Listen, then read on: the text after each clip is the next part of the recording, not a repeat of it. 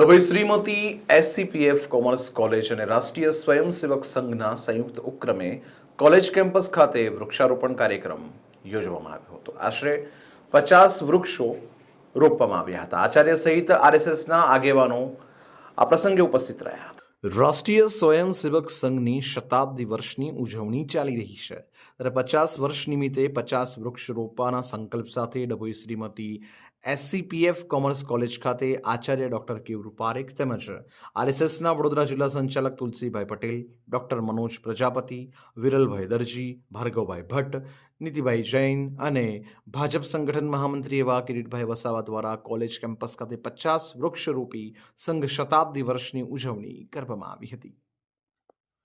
આજ રોજ ડભોઈ નગર RSS તથા શ્રીમતી SCPF કોમર્સ કોલેજ ડભોઈના સંયુક્ત ઉપક્રમે વૃક્ષારોપણનો કાર્યક્રમ યોજવામાં આવ્યો।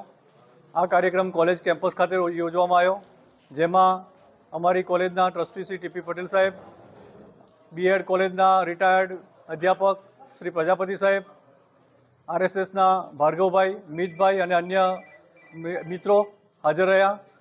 20થી વધારે વૃક્ષોનું વૃક્ષારોપણ કરવામાં આવ્યું અને આજે વૃક્ષારોપણનો કાર્યક્રમ સફળતાપૂર્વક પૂર્ણ કરવામાં આવ્યો, જેમાં વિદ્યાર્થીઓએ પણ ઉમળકાભેર ભાગ લીધો અને આ કાર્યક્રમ આજે સફળતાપૂર્વક પૂર્ણ કરવામાં આવ્યો।